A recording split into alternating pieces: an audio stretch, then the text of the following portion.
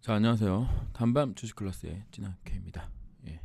2021년 1월 28일, 사실은 1월 29일 2시 56분이죠. 코롱생명과학 보도록 하겠습니다. 이제 오늘 결국 관리 종목으로 지정이 됐어요. 뭐 매번 말씀드리는 부분입니다. 투자에 참고만 하시고 모든 투자의 책임은 여러분에게 있습니다. 제 투자 원칙과 다르시면은 안 하시면 돼요. 안 하시면 됩니다. 특히 코롱생명과 코롱티슈진, 인버터 관련된 종목들은 제가 중점적으로 공부했고, 남들보다 많이 알고 있다고 자부하는 종목 중에 하나고, 그리고 저는 공식적으로 회사 망하기 전까지 끝까지 들고 간다라는 주의니까 굳이 저랑 뭐 의리로 혹은 뭐 연민, 동정 이런 감정을 가지고 저랑 똑같이 하실 필요는 없습니다. 그런 주의의 말씀을 드리는 거예요. 그러니까 저의 어떤 그 투자 철학과 뭐 이런 거에 굳이 여러분들이 맞지도 않는데 하실 필요는 없다라는 말씀을 계속 드립니다. 자, 오늘 이제 이런 내용이 떴죠. 코롱생명과 관리 종목 지정 우려. 관리 종목 지정 우려. 5시 반에 나왔고요. 장 종료 시까지 이제 정지가 됐고요. 관리 종목 지정 우려 사유가 떴습니다. 최근 4사업 연도 연속 영업 손실 발생을 했고요. 그다음에 최근 3, 4년도 중 2, 사업 연도 자기 자본 초과 50%, 법인세 비용 차감전 계속서 할인분 손실 발생. 동사유가 감사 보고에서 확인될 경우 관리 종목으로 지정될 수 있음. 그러니까 관리 종목으로 지정된다는 거지. 뭐 상장 폐지가 된다거나 뭐 그런 얘기는 아닙니다. 그래서 우리가 이제 공시를 보도록 할게요. 네, 그래서 이제 공시를 보게 되면 이렇게 떠 있습니다. 이렇게 떠서 보시면 뭐 자본 총계, 부채 총계, 자본이 한 얼마죠? 한 260억 정도 줄었죠. 그리고 부채도 늘었습니다. 그래서 뭐 이렇게 됐고요. 매출액도 많이 줄었고 영업이익도 처음엔 25억 영업이익인 줄 알았더니 251억 적자가 났고요. 뭐 이렇게 났어요. 그래서 이렇게 쭉 보면 뭐 이렇게 났나 보다 하시면 되고, 이거 뭐 다 아시겠지만 MTBC 중재 결과에 따른 기술수출 반응금 약 264억, 매출액 차감에 따른 영업이익 항목에 반영했고요. 그 외에 이제 뭐 이자라든가 뭐 이런 부분들은 영업의 이익 항목에 이제 반영을 한 상황입니다. 이거 이제 소송 관련된 것도 이렇게 볼 수 있는데, 보시면 뭐 429억 정도 맞았으니까 이거를 이제 영업의 항목으로 넣은 것 같은데, 뭐 어떻게 처리하는지는 모르겠어요. 이게 회계 처리인 거고, 이거 MTBC 건이 나왔을 때 제가 이제 주담하고 통화하기로는 이제 올해에 이제 넣을 거냐, 2020년도에 넣을 거냐, 아니면 이제 2020년 1월 8일 날 이제 이 일이 터졌기 때문에 1월 12일 날 터졌기 때문에 21년도에 넣을 거냐, 뭐 이런 부분을 회계법인과 이야기를 한다고 얘기를 했었는데, 저를 이제 도와주시는 분들 중에 이제 회계 쪽 관련돼서 아시는 분이 있는데, 이거는 2020년도 거에 아마 반영될 될 가능성이 매우 높다고 말씀하셨던 부분이 있었고, 그래서 뭐 관리 종목이 되더라도 뭐 그러려니 해야 되겠다라는 어떤 뭐 그런 생각은 하고 있었습니다. 그랬는데 뭐 진짜 관리 종목이 됐고요. 뭐 관리 종목이 된다 그래서 뭐 회사 상폐되는 게 아닌 다음에는 뭐 크게 상관은 없을 거라고 생각하고 있고, 지금 현재도 관리 종목과 거의 비슷한 취급을 받고 있어요. 시장에서 뭐 기관이나 외국인들이 뭐 특별하게 뭐 들어오는 것도 아니고요. 단지 그냥 프로그램 매매가 조금 된다, 뭐 요 정도밖에 없고, 신용도 안 되고 뭐 아무것도 안 되는 상황이잖아요. 그래서 크게 뭐 상관은 없고, 얘가 이제 중요한 거는 작년에 2019년도에는 이제 충당금 쌓는 게 있었죠. 그 우리 그 환자분들 충당금 쌓는 게 있었고, 올해는 이제 미쓰비시 거, 2020년에는 이제 미쓰비시 거 쌓는 걸로 엄청난 적자를 냈습니다. 저는 개인적으로 뭐 이렇게까지 해야 되나라고 이제 생각은 하기는 하는데, 뭐 미쓰비시 거는 뭐 당장 뭐 방법이 없죠. 이건 뭐 국제 중재소에서 이제 됐고, 뭐 그 전까지는 좀 유리했던 상황이었던 것 같은데 2019년도에 터졌던 그 인보사 사태가 터지고 나서 이제 미쓰비시로 이제 급격하게 기울은 거고 결국에는 크리니컬 홀드가 걸려서 그 미국에서 왜 그 워킹셀 그 만드는 거를 다시 만들어라. 그러니까 그거 해서 이제 크리니컬 홀드 걸렸던 부분을 왜 미쓰비시한테 얘기를 안 한 건지 한 건지 했는데 안 했다 그러는 건지 뭐 서류상으로 냈는데 말을 안 해준 건지 뭐 하지만 결국에는 2019년도께 결정적 타격이었다고 봅니다. 이제 A라는 사람이 소금물이라고 알고 샀는데 알고 봤더니 설탕물이 된 거라 뭐 계약 전체 내용이 그냥 전부 다 바뀌는 내용이어서 그 부분은 뭐 어쩔 수 없었다고 보고요. 그리고 뭐 회계 처리에서도 답이 없었다라고 봅니다. 근데 여기 이제 우리가 이제 볼 거는 회사에서 정말 열심히 노력했다는 거를 우리가 좀 인정을 해줘야 돼요. 그러니까는 뭐 저는 그렇습니다. 제가 그 코롱생명과학 뭐 사장님도 만나보고 법무팀장님도 만나보고 뭐 주총에 가서 주총 매년 뭐 매년은 아니지만 몇 년간 계속 참석을 해보고 주담이랑 자주 연락하고 하면서 느끼는 거는 회사가 망하기 위해 엄청나게 노력하고 있다라는 거는 말이 안 되는 내용이에요. 그 사람들도 다 자신의 어떤 본분이 있는 거고 그 일을 열심히 하고자 하는 거지. 상황이 지금은 뭐 계속 최악으로 가고 있기 때문에 어쩔 수 없이 일이 이렇게 진행되는 거긴 합니다.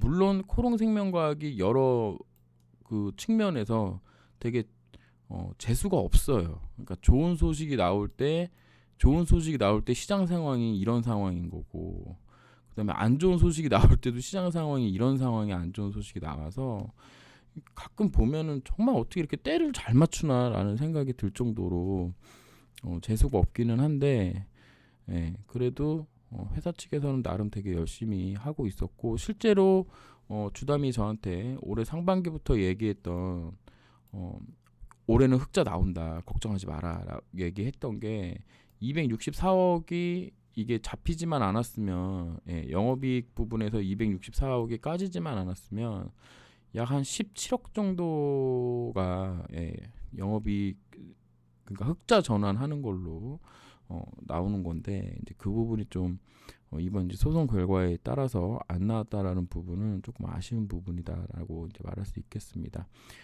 결국에는 이제 환율 때문에 흑자 폭이 조금 줄었을 거고요. MTBC 것만 아니었다면 환율이 또 다시 반등하고 있기 때문에 그 부분은 조금 다행이다라고 볼 수 있고 결정적으로 이제 코롱생명과학 같은 경우는 이제 더 이상 뭐 나올 게 없어요. 이제 소송은 이제 불확실성이 해소가 됐고 결국 돈으로 해결하면 되는 거고 뭐 이 돈을 어떻게 마련할 건지는 회사 측에서 잘 할 거라고 봅니다. 뭐 이런 것 때문에 회사가 망한다. 여러분들 좋아하는 그 코롱 그룹이 대기업인데 어떻게 이럴 수가 있냐? 맞습니다. 대기업이잖아요. 그러니까 뭐 크게 뭐 돈으로 해결해야 되는 거. 그런 거는 크게 뭐 걱정할 필요는 없다고 저는 생각하고 있어요. 그래서 그 부분은 할 거고 그다음에 코롱생명과학은 다른 제약 회사와는 조금 다르게 파이프라인도 가지고 있으면서 API도 가지고 있어요. 근데 지금 API 쪽이 매우 호황이었기 때문에 그리고 API는 또 경기 변동에 크게 영향을 받지 않습니다. 대부분 일본에 수출하는 걸로 알고 있고 일본에는 노인분들이 많으셔가지고 일정 부분 써야 되는 약들이 계속 있는 거야 그분들은. 그렇기 때문에 뭐 실적 부분이 크게 나빠질 방향은 아니고 올해도 영업이익이 흑자가 날 수 있었던 그러니까 MTBC 것만 아니었으면 흑자가 났을 텐데 그랬던 이유는 역설적으로 임상 들어가 있었던 그 KR 그레이드 2 분들에게 인보사 맞추는 임상극이 이제 중단되면서 아마 뭐라 그래야 되죠? 그게 아마 안 됐을 거예요. 그 연구비 쪽으로 나가던 그 부분이 조금 줄어들면서 영업이익이 흑자 전환 가능성이 있었다. 어쨌든 뭐 결국에 지금 가장 중요한 거는 이런 건 저는 되게 사소한 문제라고 보고 있어요. 저거 제 생각은 이런 건 되게 사소하다. 뭐 그렇게 막 엄청나게 뭐 타격을 주거나 그런 건 아니고 결론은 이제 남았죠. 이제 본안 소송 남았습니다. 본안 소송 남았는데 본안 소송 관련된 서류는 1월 27일 날 낸 걸로 제가 확인을 했어요. 그래서 오늘 요거 1월 27일 날 낸 거를 제가 확인을 했고 오늘 주단과 전화 통화해서 서류 낸 거 확인을 했습니다. 그러니까 서류는 잘 냈고요.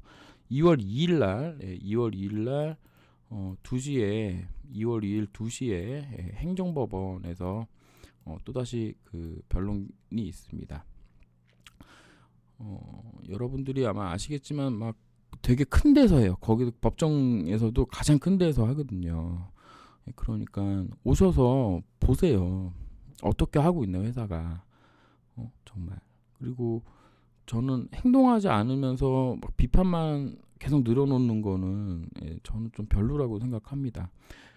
여러분들이 그러니까 우리가 노력해서 되는 게 있잖아. 노력해서 되는 거. 회사에서는 노력을 해서 흑자 전환을 하려고 최대한 노력했지만 이런 거는 뭐 불가항력적인 거잖아요. 이거 결과가 뭐 올해 나오든 뭐 그러니까 내년에 나왔다면은 뭐 좋았겠지만 뭐 이런 거는 뭐 방법이 없으니까. 물론 뭐 처음에 293 세포인 거를 몰랐던 부분은 그러니까 이게 이제 과실이라면 과실인 건데 이것도 과학적 착오냐 아니냐, 일부러 그랬냐 고의로 그랬냐 이런 부분을 따져봤을 때는 저는 과학적 착오에 많이 가깝다고 생각하는 입장이에요. 회사가 이렇게 정말 15년간의 사기를 치기 위해 이렇게 이렇게 무대책으로 말이 안 된다고 저는 생각을 하고요. 그런 부분들을 법정에서 어느 정도 재판관님에게 어필할 수 있을런지 아마 2월 2일 하고 2월 18일 날 바로 결론 날 것 같기 때문에 매우 중요한 소송이고 2월 9일 날 김수정 박사님을 포함한 조 이사님 관련된 그 보조금 횡령이라고 그래야 되나? 뭐 그거 어쨌든 그 국책 사업에 관련된 그런 부분에 관련된 또 결과도 나오기 때문에 1월에 뭐가 나왔든 결국 가장 중요한 건 2월이고요. 2월이 되고 그 다음에 이제 중요한 게 5월 달에 있을 뭐 5월 전에라도 가능한 티슈진 관련된 얘기가 이제 그게 이제 또 중요해요. 그래서 이제 폭풍의 2월을 맞이할 거예요. 폭풍의 2월이 올 거고 폭풍의 2월 다음에 티슈진 건 요거 두 개가 이제 해결이 하게 되면 연말까지 이제 티슈진에서 미국 임상을 이제 실행을 하면 이제 그러면은 이제 대충 뭔가 좀 윤곽이 나오지 않겠느냐. 법 관련돼서는 이거 재판 관련돼서는 누가 이기든 지든 회사가 이기든 검사가 이기든 검찰이 이기든 뭐가 됐든 이거 그냥 갈 거예요. 고등법원 갈 거고 고등법원 끝나면 대법원까지 가야 한다고 생각을 한다면 이것도 2년 뭐 이렇게 남았어요. 그래서 뭐 당장 결과가 나오는 건 아니지만 하지만 올해 말 정도면 대충 이제 최악의 상황인가 아닌가가 이제 나올 수 있지 않겠느냐. 거기에 분수령이 2월이다. 본안 소송 관련된 거고 뭐 5시 24분에 이제 거래 정지가 됐기 때문에 뭐 시간에서 뭐 특별하게 움직임이 없었고요. 그런데 뭐 이 정도 부분은 누구나 생각할 수 있었던 것 같아요. 그러니까 저도 제 입장에서는 제가 조금 알아보니까 적자 그게 이제 올해 그 회계에 반영될 거라는 얘기를 들었을 정도라면 뭐 여기 나와 있는 뭐 외국인 5,700만 원 샀고 기관 뭐 400만 원 샀는데 이분들도 뭐 대충은 알고 있었을 거고 결국에는 또 주가가 여기서 떨어진다고 하더라도 이렇게 사실 크게 의미는 없어요. 관리 종목 간다고 뭐 지금은 관리 종목 아닌가요? 이 정도면 거의 관리 종목이지. 저는 그렇게 생각하고요. 뭐 좀 더 싸게 살 수 있는 기회다라고 저는 개인적으로는 생각은 하고 있어요. 저는 그래서 이제 오늘 유튜브 수익금 구독자 지금 얼마죠? 구독자 한 5,000명 정도 되죠. 5,000명 정도 되는 사람이 2개월 하면은 약 한 12만 원 정도가 나옵니다. 근데 이제 제가 이제 1월 달에는 되게 열심히 유튜브 작업을 했고 또 우연치 않게 또 많은 분들이 호응을 해주셔가지고 한 20만 원 정도 나올 것 같아요. 그러면 제가 말씀드렸다시피 저는 유튜브 수익금은 나오는 족족 매수하기로 했고요. 그래서 오늘 10만 원, 그러니까 12만 얼마가 왔는데 5주를 못 사더라고. 4주밖에 못 사더라고요. 뒤끝자리가 좀 모자라가지고. 근데 뭐 뒤끝자리 맞춰서 살 생각은 없어서 25,000원에 4주를 샀습니다. 그리고 또 다음 달 2월 6일이면은 아마 네이버 TV도 제가 하고 있거든요. 그 네이버 TV에서 또 얼마가 또 들어와요. 그러면 2월 6일 날도 또 계좌 옮겨가지고 돈 옮겨가지고 또 살 생각이고요. 물론 이제 큰 금액 사는 건 아니니까 제가 매번 말씀드리지만 저는 7년 플랜입니다. 7년 플랜이고 7년이라면 충분히 코롱생명과학으로 쇼 붙일 수 있다. 그래서 지금 장기적 플랜을 가지고 하고 있어요. 그래서 이제 단타도 연습하고 있고 그걸로 돈을 많이 벌면 나중에 코생도 또 많이 사고 뭐 이런 생각을 하고 있는데 여러분들 전부 그런 어떤 계획 같은 걸 좀 짜주셨으면 좋겠어요. 지금 막 주식이 보기 싫다, 뭐가 하기 싫다, 뭐 너무 세상이 뭐 같다, 뭐 회사가 진짜 병신이다, 막 이런 생각을 하고 계시는 것도 뭐 나쁘다, 옳다, 그르다, 뭐 그런 게 아니라 어쨌든 상황이 지금 이렇게 되어 있는 거고 우리가 아무리 뭐 뒤에서 발버둥을 친다고 우리가 여의도로 나간다고 뭐 정치권이나 뭐 그런 데서 뭐 눈 하나 깜짝 하겠습니까? 그런 거 없어요. 원죄가 있는 거잖아. 그 과학적 착오를 일으키는 원죄가 있고 그 세포가 위험한 세포인 것도 맞고 물론 안전장치를 해놓긴 했지만 그러니까 어떻게 해야 되겠어요. 지금 있는 상황에서 최대한 할 수 있는 뭔가를 해야 된단 말이에요. 굳이 코오롱 생명과학을 물타거나 그럴 필요가 하나도 없어요. 저도 뭐 끼케야 2달에 10만 원어치 사잖아. 그러니까 여러분도 그렇게 할 필요가 없고 그냥 뭐 다른 종목 하시면 됩니다. 다행히 이제 다행이라고 얘기하면 좀 그렇죠. 종합지수가 내려올 가능성이 높기 때문에 그동안 사고 싶었던 종목 중에 못 샀던 종목들을 이제 좀 눈여겨 보다가 매수 타이밍이 오면 좀 매수하는 걸로 해서 또 다른 데서 수익 내고 또 다시 또 다른 데서 또 수익을 내고 어쨌든 코오롱생명과학으로 손해 본 걸 다른 쪽에서 메꿔야 되는 부분인 거니까 그런 부분들 생각하시면 그런 부분들 생각하시면서 희망적으로 좀 사셨으면 좋겠어요.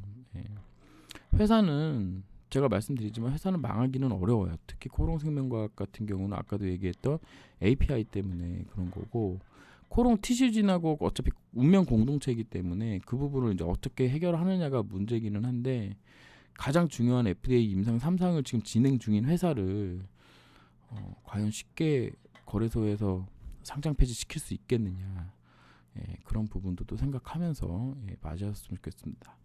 내일 뭐 관리 종목으로 지정되기 때문에 관리 종목 지정 예정이기 때문에 뭐 그 뉴스 보고 또 한 차례 또 위아래로 또 흔들 가능성이 있겠지만 뭐 그냥 그러려니 해요. 뭐 예전에도 월봉 보면서 말씀드렸지만 이게 2월 3월에 이때가 이제 관건이다라고 이제 말씀드렸죠. 그렇기 때문에 22,800원을 오늘 또 찍고 내려와가지고 또 여기 버텨냈어요. 내일도 또 22,800원 라인 언저리 또 갈 거예요. 또 많이 떨어지면 이런 데까지 또 떨어질 수 있겠죠. 아무 의미 없어요. 결론은. 결론은 아무 의미 없고 다만 차트상으로 이렇게 박스권인 라인을 하향 돌파를 한 부분이기 때문에 여기서 올라올 때 돌파했던 요 22,800원 라인 지지 여부가 상당히 중요한 건 맞아요. 단기적으로 22,800원인데 14,650원 간다는 얘기는 간다면 우리 또 많이 아플 거 아니야. 그러니까 뭐 이런 부분 때문에 22,800원을 깰 가능성은 좀 많이 없지 않겠냐. 뭐 시장에서 관심도 없고요. 사는 사람도 없고 파는 사람도 없고 요 프로그램 매수가 들어오면 주가 올라요. 이날 이렇게 아무도 뭐 하는 사람이 없어.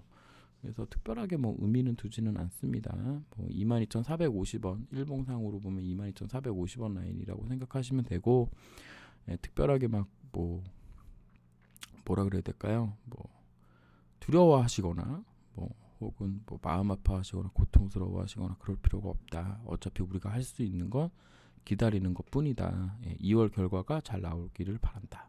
그리고 저는 개인적으로 미쓰비시 건으로 관리 종목 가는 것 자체가 모든 일이 잘 해결되기 위한 마지막 액땜이라고 생각하고 버텨보려고 합니다. 액땜. 힘내시고요 모두. 이만 찐하게 물러가도록 하겠습니다. 감사합니다.